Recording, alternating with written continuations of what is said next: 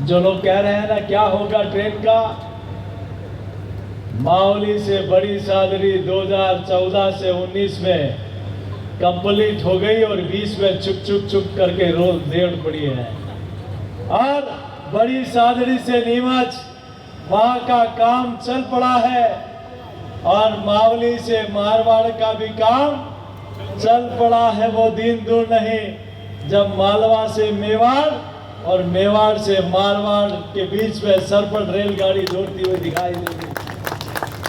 ये वो चले गए वो दिन जब शिलान्यास होता था और भूल जाते थे, लेकिन अब वो दिल्ली में मोदी जी की सरकार है जो शिलान्यास भी मोदी जी करते हैं तो उसका उद्घाटन भी नरेंद्र मोदी जी करते हैं। मैं आपके बीच में इतना ही कहूंगा, ये 26 तारीख का लोकतंत्र का महापर्व है। इस महापर्व में सिर्फ सांसद चुनने का अवसर नहीं है, ये विकसित भारत के सपनों को आगे बढ़ाने का भारत है जिसकी नींव नरेंद्र मोदी जी ने 2014 में रखी थी। मित्रों, आप देखिए कि 2014 से पहले का दृश्य क्या था। 2014 से पहले राजा थे, 2014 के बाद सेवक आए हैं। 2014 से पहले तुष्टीकरण था, 2014 के बाद संतुष्टीकरण आया है। 2014 से पहले बेरोजगारी थी, 2014 के बाद कौशल आया है। 2014 से पहले समस्या थी, 2014 के बाद समाधान आया है। 2014 से पहले जिसको राजपथ कहते थे, 2014 के बाद वो कर्तव्य पथ कहलाने लगा है। 2014 से पहले जहाँ कहा जाता था कि राम कभी पैदा नहीं हुए, काल्पनिक है, रोड़े अटकाए जाते थे, 2014 के बाद दिव्य और भव्य रामलला का मंदिर बना है।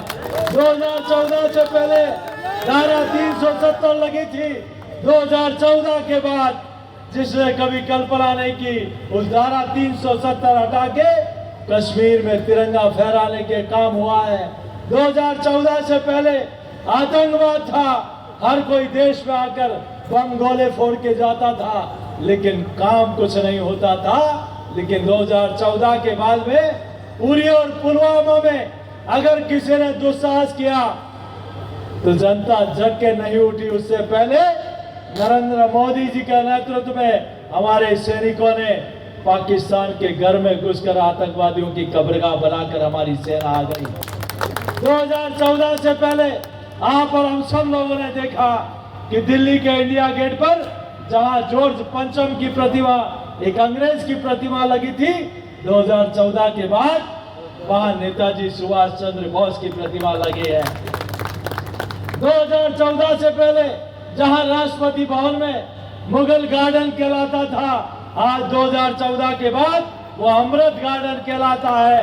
2014 से पहले जहां गरीबी और किसान के नाम पे नारे और वादे दिया करते थे, 2014 के बाद उन सपनों को हकीकत में करने का काम मोदी जी ने किया है। इसीलिए लोग कहते हैं कि सपने नहीं हकीकत बुनते हैं, इसीलिए देश के लोग मोदी जी को चुनते हैं। मित्रों, ये राष्ट्र को आगे बढ़ाने का चुनाव है। भारत दुनिया की जिस देश ने हमें कभी गुलाम बनाया था उसको पछाड़ कर हम दुनिया की 5वीं आर्थिक अर्थव्यवस्था हो गए।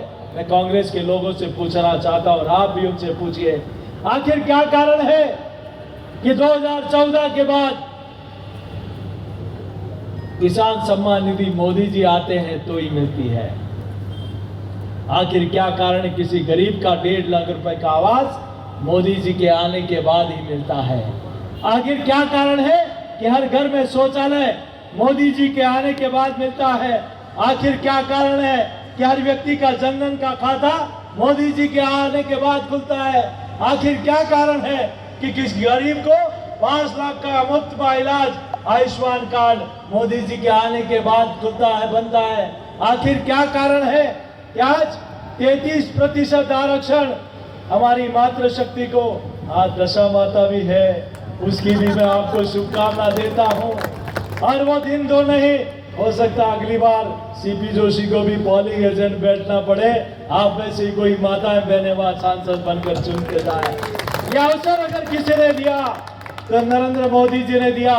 देश की 50% आबादी जिसको अभी तक सिर्फ वो नारे और वादे मिले। मित्रों, आज क्या कारण है कि सैनिक स्कूल में हमारी बेटियों को प्रवेश मोदी जी का आने का इंतजार इतने वर्षों तक करना पड़ा? आखिर क्या कारण है कि सीआरपीएफ और सीआईएसएफ में 33% आरक्षण मोदी जी के आने के बाद मिलता है? आखिर क्या कारण है कि हमारी 2 करोड़ लखपति दीदी बनने का इंतजार हिंदुस्तान आजादी के इतने वर्षों के बाद तक करता है? आखिर क्या कारण है कि मेरे किसान भाइयों को किसान क्रेडिट कार्ड और फसल बीमा योजना ये भारतीय जनता पार्टी की सरकार आती है तो ही मिलता है? उन नेताओं को पूछो जिन्होंने आजादी के इतने वर्षों तक देश में राज किया, जो कहते थे राम काल्पनिक है, राम पैदा नहीं हुए। आज आखिर क्यों वो मंदिरों में दंडवत प्रणाम कर रहे हैं? ये देश का मिजाज बदला है। मित्रों, मैं आपसे इतना ही कहूंगा, 3 बजने वाले हैं, मुहूर्त का समय है, ये ठीक समय है और सही समय है। चोट करारी होनी चाहिए और राजस्थान राजसमंद की जीत राजस्थान में 1 नंबर पर होनी चाहिए। आज इस धरती पर ये भक्तिमती मीराबाई की धरती है, ये पन्ना धाय की धरती है, ये तेजाजी महाराज की धरती है, ये धरती एक गौरवशाली धरती है जहाँ हल्दी घाटी के युद्ध में वीर शिरोमणि महाराणा प्रताप ने उन आक्रांताओं को और मुगलों को परास्त किया। ये वो धरती है जहाँ हिंदुजा सूरत झालामान ने अपने प्राणों की आहुति दे दी, लेकिन कभी मेवाड़ को झुकने नहीं दिया, पीछे नहीं होने दिया। आइए यहाँ पर हम सब लोग, और मेरा भी सौभाग्य है कि वीर शिरोमणि महाराणा प्रताप, जयमल जी और झालामान के ऊपर और भगवान परशुराम जी के ऊपर 4 डाक टिकट भारत सरकार ने, मोदी सरकार ने इन 10 वर्षों में दिया है। मैं कहना चाहता हूं कांग्रेस पार्टी को, आप तो अकबर महान के गौरव गाथाएं गाते थे, लेकिन अब प्रताप सर्किट बनाने का अवसर भी आदरणीय भजन लाल जी और आदरणीय दिया जी को दिया है। यह अंतर स्पष्ट दिखता है। जो लोग सनातन को गाली निकालते हैं, जो कहते थे राम कभी पैदा नहीं हुए, जो कहते थे धारा 370 लगेगी, जो कहते थे कि इस देश में किस प्रकार की भगवा दस पर प्रतिबंध लगाने का दुस्साहस करते थे। 9 तारीख को हम हिंदू नववर्ष मनाएंगे, लेकिन 5 साल 3-3.5 माह पहले हम लोगों ने देखा है कि किस प्रकार से हमारा त्योहार मनाने के लिए, हनुमान जयंती मनाने के लिए अब 5 वर्ष डबल इंजन की सरकार है, और 5 वर्ष नहीं, बार भाजपा की सरकार है। अब खूब डीजे बजेंगे और जय जय श्री राम के नारे लगाएंगे।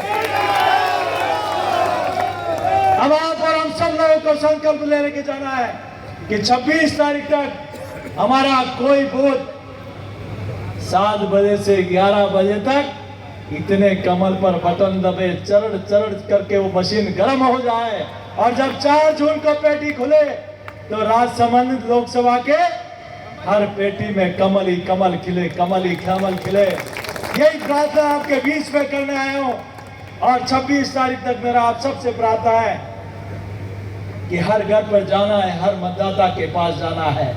इस मंच का और मोदी जी का राम राम हर घर पर कहना है, और सिर्फ इतना करिए मित्रों, और हर वोट को मतदान केंद्र पर ले जाकर मतदान करा दे।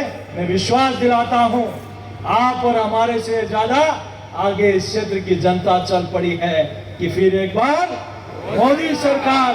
आइए आप और हम सब लोग 26 तारीख तक अपने समय का दान करें, और हमारी आने वाली पीढ़ियां याद करेगी कि हमारे पुरखों ने विकसित भारत की नींव रखी थी। आज भारत जब आजादी के 100 वर्ष पूरे करेगा तो मैं दावे के साथ कह सकता हूं, दुनिया का कोई सुरमौर देश होगा तो आप और हमारा प्यारा देश हिंदुस्तान होगा, और इसका आधार आप सब लोग बनेंगे। यही कहते हुए मैं अपनी वाणी को देता हूं विराम। जय श्री राम।